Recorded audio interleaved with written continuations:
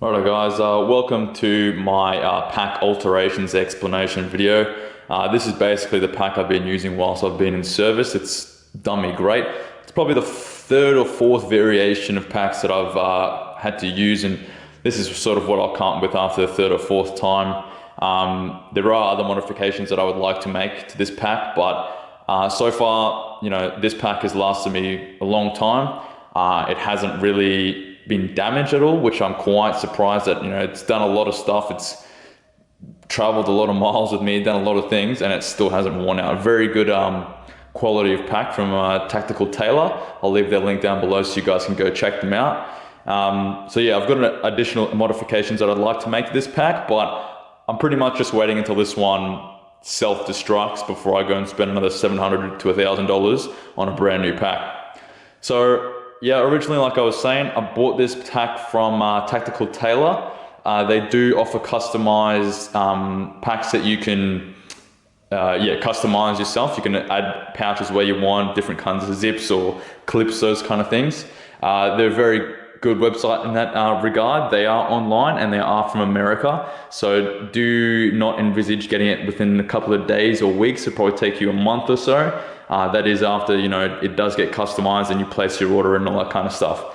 There is a new retailer in Australia that is also of a very high standard, known as Paladin Packs. I'll leave their link down below. That is most likely where I'll be going to purchase my next pack, as they offer a great customization abilities that you can add to your pack, and they're made by Australian military members as well, so they understand the level of requirements that we would need. So when I purchased this pack, it was originally Coyote Brown, which is that sort of brownish color there. I don't know if you guys can really see it or not. Now, as you can see, there's sort of like green and black and yellowy kind of colors and baby vomit colors and all that kind of stuff. You might be wondering what that is. So I'm a big fan of custom camouflage, because I feel that every time you see OzCam or the new multicam that's coming out, eventually you become accustomed to it, and when you start seeing it more and more often, you start recognizing it a lot quicker. So if you were trying to hide out in the field, the camouflage is almost being counterproductive because you're actually noticing it a lot quicker. So when I do my pack and my webbing and all that kind of equipment that I like to take out field, I like to add my own cam to it. Now, this pattern I use here, I don't have a name for it. You guys could probably help me name the camouflage pattern if you like, but it's quite similar to the ATAX FG. I don't know if you guys have seen that cam before. You can, actually I'll put a picture here so you can see it. That was pretty much my inspiration to try and design my own colors. However, the ATAX FG is far too green for the Australian and some of the overseas areas that we operate in, their environments. So I wanted to modify it a little bit to give it its own sort of flavor, and so that it would be, would have a great ability to be used in operations overseas and in Australia. So I've painted this pack myself, right? So went down to Bunnings, bought a couple of pots of paint, $7 each or something like that. I can't remember how much it was, and pretty much, went Picasso on the thing and came up with this pattern. I think it's come out quite nice. When I first put it on, it was a little bit too thick, but that's good because the color kind of seeps in, and over time, as it fades in that, you can see how the paint really sort of etches into the fabric, and that'll never come out, which is good. It won't fade like some of the packs that you get nowadays. You might spend $300 in a pack, but a month or so down the track, once it's been in the rain a couple of times, that pack color starts to fade, and you're left with literally a white bag out in the middle of the field, and you don't want to be that guy. So something to consider if you're going to be purchasing your own pack. Yeah, I would definitely recommend doing your own camouflage, but I can do another video on that if you guys would like to see. Let me know if that's something that interests you guys. One of the first modifications that I want to go on with is the shortened frame. Now, a lot of packs nowadays don't come with adjustable frames, and it's for a very good reason, obviously, because of strength and all that kind of stuff. I had this frame, that being this metal component that actually slits into your back. I've had it shortened by I'd say about 2 inches or so. You kind of measure it up to your back and where the top of your shoulders are to make sure you get it to the right size. Now, when I had it cut down, I had a segment taken out, and then I had a bit of smaller pipe put in underneath, and then welded together so that it would be strong as it, or even stronger than when it was before. Because if you just cut out a segment of the pipe, of the frame, you're essentially creating a weak spot, and you're being counterproductive for having a metal frame to begin with. Now, a lot of people go for the plastic frames. So they do have their pros and cons. I had a plastic frame from my first probably 2 packs.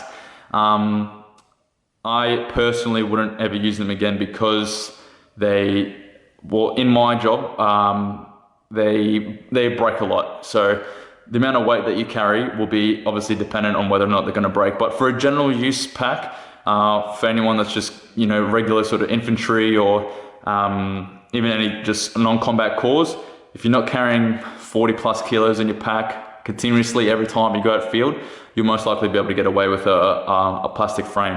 Now, they are lighter and they tend to be a little more comfortable, but they tend to sit a little closer to your back. So you don't get a nice gap between where your back is and the pack sits. So with this, you do. So if you're wearing your chest rig and that, and you have a hydration pack at the rear, it will sit in there nicely and you won't have to continuously take that on and off. So they do have their both pros and cons. You just need to weigh up what kind of actual setup that you're going to be running so that you can configure it to how you'd like it. If you're in any unit really, you can take it to your engineers and they can usually cut it down, or you can just Google search a metal fabricator that's near to you and just tell them what needs to be done. They'll probably charge you like 50 bucks or something. It won't be that expensive to get. For me, I liked my back pad sitting on the lower part of my lumbar spine. The lower part of my spine being my lumbar spine, which is where your weight distribution should generally end up being anyway. However, some people tend to find it, they like it sitting higher. Some people tend to like it sitting lower. When the pack wasn't cut down by 2 inches, the pack would sit a lot lower, as in like that back pad would literally be on the top of my arse cheeks. And for some people, they prefer that. They prefer their pack sitting a lot lower. And generally for, say, taller soldiers, they love it. They don't have any problem with the original size frames as to begin with. So before you go and get it cut down, give it a try. Make sure it really is the size that's good for you, so that you don't go and cut it down and realize that now it's too short and you got a pack sitting up on your shoulder blades or something. So now the second modification that I want to go through with is at the top here. You can see I have this pouch on the top. And normally, traditionally, that would be facing the other way. So the zip would be on the other side. Now, I've got it facing that way so that it's easier accessible when you're sitting down behind your pack. So say if I was sitting down there now, head facing this way, I could just reach over, unzip that, and get stuff out of there. And whatever it was, a map or a notebook, something like that, easily accessible. I can put it straight back in and zip it up without having to take off my pack. So tactical things you need to think about as well with your configuration and customization of your pack. Just little things like that. The second thing that I want to go through with is, you might be looking at this down here. So this is my pack sitting down on the ground. Now, you might be laughing saying, well, aren't those pouches upside down at the bottom? Well, yes, they are. Now, this is just the way I set up my pack, but I have my water on the exterior of my pack because I use it the most often. Now, I have those pouches turned upside down because if they were facing the other way and I was trying to get the water bottle out, I'd have to try and get it out in that amount of distance. Now, that is quite difficult. I don't know if you guys have super small fingers or something, but to me, it just makes sense to have the pouch upside down, unclip it, pull the water bottle straight out. Easy done. And then I have the same thing on the pouches on the rear. All the pouches at the bottom are facing down rearwards, and down there, same thing. All I have to do is drop that out, pull it straight out, rather than having to go and muddle around in there. So another thing to consider if you're going to customize your pack. So another thing, whilst I'm here, I have another pouch that's like the one on the lid at the top of the pack. I have the same one down on the bottom, also facing upwards, so that when the pack is flipped like this, it's easily accessible. Zip, get stuff out, zip it back up. Instead of it being the other way around, having to flip the pack around, blah, blah, blah, just mucking around. It just saves a lot of time. Another couple of modifications that I have here that aren't, just gotta find them. Yeah, there's one there. that aren't sort of standard with your normal pack is I have, actually it'd be better if I set it up this way. So I have these clips around the exterior of my pack. Now as you can see, there's a clip sitting there, but there's nothing really to connect it to. The other end of it, I usually keep it taped up because I don't use it that often, but essentially that would roll out and that would become another clip that would clip into there and you can pull that tight. Now what that would do is, if I had items that I needed to carry on the exterior of my pack that wouldn't fit on the inside, things such as tripods or scopes, they would be easily attachable to the outside with one simple clip. I think I have a second one down there on the other side. Yeah, there's a second one down there, I don't know if you can see it. Easily accessible, zip it up, clip it up, would stay next to your pack. Easy to take off, easy to put back on. You'd always keep it cammed up obviously because you don't want this big black stick sticking on the side of your pack. It's not really a modification that you would generally see for any sort of position in the army. It's just something that I found was a lot easier to carry some of the mission specific equipment that I had to carry. All right, another thing that I've got going on here, I don't know if you guys noticed it earlier. All the zips, I've taped them up. Have a guess why that is, just real quick. Right, if you haven't got it, it's basically to stop them making noises or minimizing the amount of noise they make when they hit each other. So if they were just metal on metal, you know, you'd be getting a lot of clinking and clanking, like as if you were carrying a pocket of keys in your chest pocket and you were, you know, sprinting 100 meters. You wouldn't get that noise. Because of the tape, the sound is kind of minimized. That's a great thing that I reckon every digger should be able to do. You know, think of things like that. It's always about taking the initiative, guys. Think of small things like that that'll save people, literally, in the long run. So keep on innovating. All right, going on to the inside now.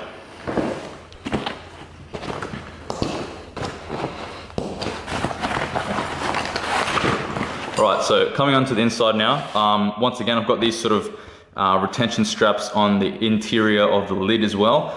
Same thing, if I had to carry things in the top of my pack lid, I could secure them down without just having the lid on top of them. So one thing I did change with this pack is the locking mechanism that does come with the original tack tailors on there. It's not like, where is it? It's not like this one here. So it's not like a normal sort of barrel lock that you can easily just press the button and, why wouldn't that focus? You get the idea. It's not the same sort of barrel lock that just goes, I don't know why they didn't just put that onto there or a similar one like that. This one's a bit tight, like it's a bit hard to sort of press and pull that through. So I don't know if you guys can recognize what that is, but I replaced the one that was on there. It's like this big black sort of padlock looking thing. I don't know what they were thinking about when they put that on there, but I've replaced it with one of these. Now, I don't know if you guys have recognized what that is yet, but basically that's the little barrel lock that comes off the bottom of your cam pants. So if you have a spare set of cam pants that you're about to change into your Q store, before you do, rip these little bugs off. They are extremely handy. They're called barrel locks, all right? So if you can't get them off your cam pants, jump on eBay, type it in, barrel locks. You can buy tiny little ones, the little black ones or little green ones. You can get them from China, like a pack of 100 for like $5 or something. So if you're stingy like me, you know, you don't want to spend $5, rip them off your old cam pants and recycle and save the earth. All right, and the last thing I want to go through with guys, just while we're here on the interior, inside, I have a extra large internal pouch. Now, you can't really see how big this actually is, but basically it's another pouch inside, but it can be easily folded away so you can place other stuff in there. It does have a clip as well, so I'll explain what this is for. So say you were carrying your in-service radio, you know, the large ones that you'd be carrying, pop that in there, slide it in, clip it up, if this wants to work. Yep, clip it up, tighten it up, and now that radio is securely fastened to the closest part to your back, which is how you should pack your pack. If you've seen my video about how you should pack it, you want your heaviest items on the inside closest to your back, right? So I don't think you'd be carrying anything more heavier than a radio that would sort of fit on the internal of your pack. But if you look where that is in reference to where I'm about to show you, so that's pretty much in there, right? and that's exactly where your back's going to be. It's going to be the closest part to your back, making it feel as light as possible and reducing the overall strain that's going to be on your spine by keeping that nice and close to your back. Well guys, hope you enjoyed that video, and I hope it was informative and educational. If you learned something new or useful, let me know down in the comments below. Point it out to everyone else so they can learn something new too. Cheers guys, see you in the next video.